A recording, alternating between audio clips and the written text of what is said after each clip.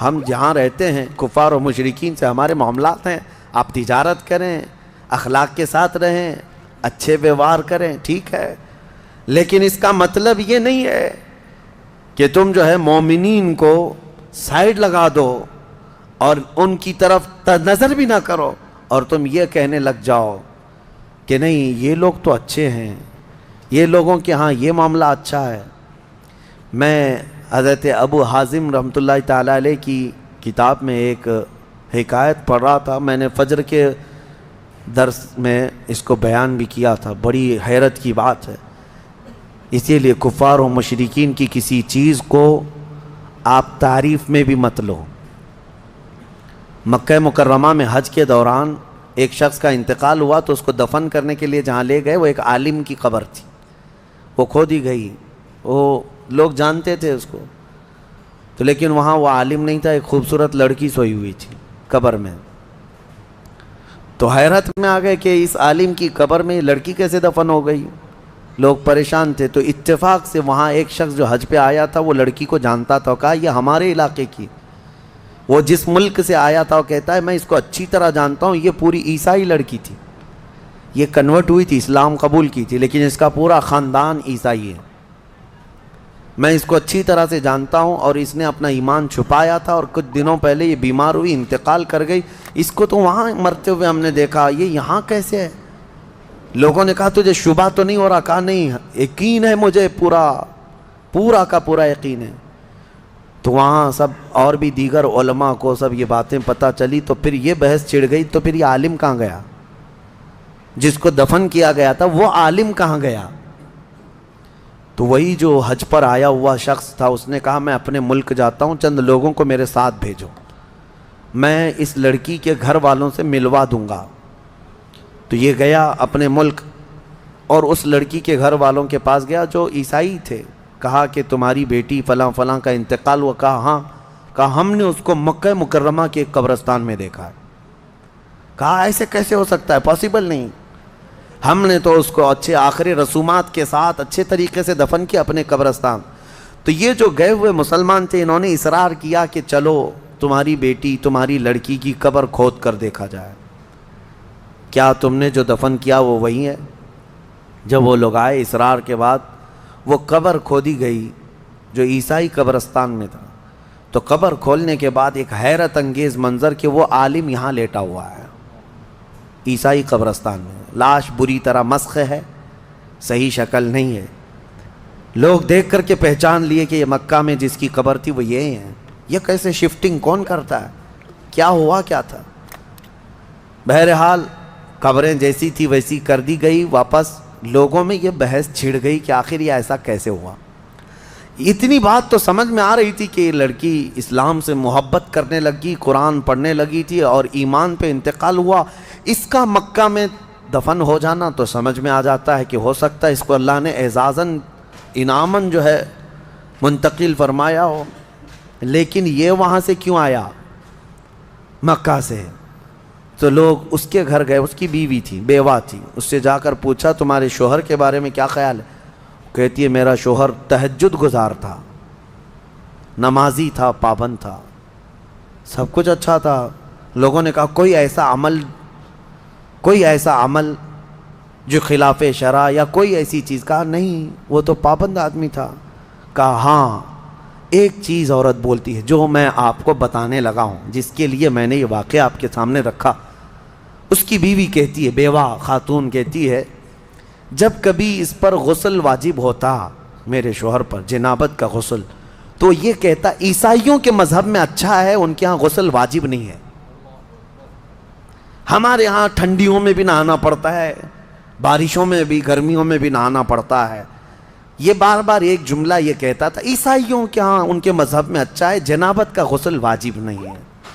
وہ خاتون کہتی ہے مجھے یہ بات کھٹکتی تھی، دین مصطفیٰ میں رہ کر کے یہ اگر عیسائیت کی بات کیوں کرتا ہے، آج اس کا انجام سمجھ میں آیا۔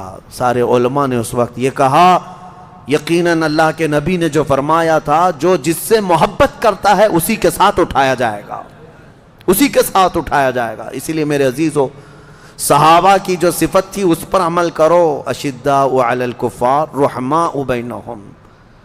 ہاں تمہارے دین میں کوئی کمی رہ گئی ہے؟ مصطفیٰ کریم صلی اللہ علیہ وسلم کے اخلاق میں کوئی کمی ہے جو تمہیں دوسروں کی تعریف کرنی پڑے؟ الحمدللہ میرا دین کامل ہے. مصطفیٰ کریم صلی اللہ علیہ وسلم کو دیا ہوا دین ایسا کامل بلکہ اکمل ہے جس میں ایک شوشہ بھی نہیں چھوڑا گیا ہے. قیامت تک کے لیے دین ہے. میں چیلنج کے ساتھ کہہ سکتا ہوں پوری دنیا کے دیگر ادیان کو لاؤ، کچھ تو مدون بھی نہیں ہے، لکھے ہوئے بھی نہیں ہیں، بس ایسی اندھا دھند چل رہے ہیں کئی دن. کچھ مذہب جو ہے صرف افواہوں پر چل رہے ہیں. کچھ مذہب ہیں جن کی کتابیں ہیں، جن کے ہاں لا ہیں، لیکن سب کو لا کر کے بتا دو، میں بتاؤں گا اسلام کے علاوہ کوئی کمپلیٹ ہے ہی نہیں، کمپلیٹ نہیں ہے. میرے عزیزو، جس کے پاس سب کچھ ہے اسے یہ سب دیکھنے کی ضرورت نہیں. بہرحال صحابہ اکرام رضوان اللہ تعالی علیہم اجمعین کی یہ صفت اللہ ہمیں عطا فرمائے. اشداء علی الکفار رحماء بینہم.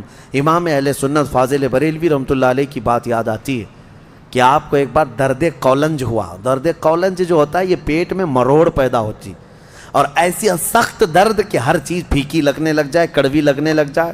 اعلیٰ حضرت فرماتے ہیں میں ایک دن سے بیمار ایسا تھا کہ صرف نماز کے وقت میں وہ درد کم ہوتا، ظہر پڑا اس کے بعد پھر شدت کا درد، عصر پڑا پھر شدت کا درد، مغرب پڑا شدت کا درد. وہ لیٹے ہوئے تھے، علاج بھی چل رہا ہے.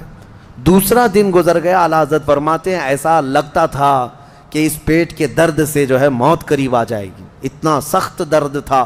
دوسرے دن اعلیٰ حضرت فرماتے ہیں کہ ان کے کوئی جاننے والے آئے، کہا کہ حضور فلاں ایک صاحب ہے، وہ کوئی پنڈت تھا، کہا کہ وہ جڑی بوٹیاں کرتا ہے، بہت ساری چیزیں ہیں علاج وغیرہ کے لیے. اعلیٰ حضرت نے منع فرمایا.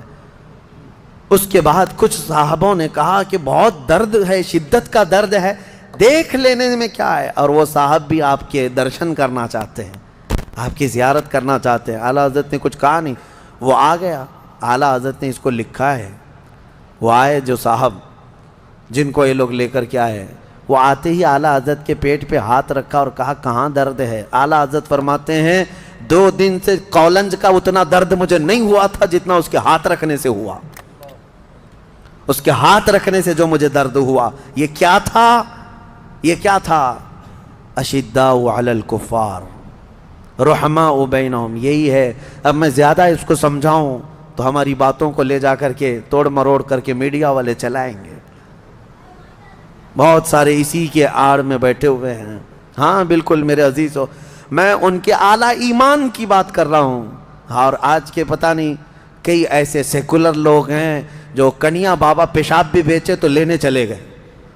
ہاں اس کے پاس لے کر لینے کے لیے بھاگ گئے. ارے ہاتھ رکھنے کو نہیں دیا اعلیٰ حضرت نے، ہاتھ رکھنے کو نہیں دیا اور تم پیشاب پینے چلے گئے. میں سب کی بات نہیں کر رہا ہوں، الا ماشاء اللہ الحمدللہ آج بھی ایمان کے ساتھ لوگ باقی ہیں. پیشاب کیا ہوا، اگر دودھ بھی پلائے تو ہم نہ پئیں، کیونکہ ہمیں پتہ ہے ہماری شفا مدینہ طیبہ کے تاجدار کے قدموں میں موجود ہے. ہاں ہم وہاں کی مٹی بھی اٹھا کے کھا لیں گے. اسی لیے میں کہتا ہوں میرے عزیزو، ایمان جو ہے جب راسخ ہو جاتا ہے تب بندہ ان تمام معاملات کو سمجھتا ہے، ورنہ وہ بھینس کی طرح ہر جگہ منہ مارتا رہتا ہے. ہاں ادھر بھی کھا لیا، ادھر بھی کھا لیا، ادھر بھی. جس کو کہا گیا ہے کہ رات کو لکڑیاں جمع کرنے والا جو آدمی ہوتا ہے نا، رات میں لکڑیاں جمع، وہ کیا کرتا ہے، ایک ٹوکرا لیتا ہے اور ٹکڑے جمع کرتا رہتا ہے لکڑی، اور صبح پتہ چلتا ہے کتنے گوبر کے ٹکڑے جمع کیا ہے، کتنے پتھر ہیں، کتنی لکڑیاں ہیں، کتنا لوہا ہے، کچھ بھی نہیں، وہ سب جمع کر لیا تھا ٹوکرے میں. کیوں؟ اندھیرا تھا. اسی لیے کہتے ہیں عشق رسول کا اجالا ہو تو تمہارے ٹوکرے میں کوئی ٹکڑا گوبر کا نہیں آئے گا. جو جمع کرو گے وہ انشاءاللہ ایمان کے ساتھ ہی جمع کرو گے. اللہ کریم ہمیں اہل ایمان کی صحبت عطا فرمائے.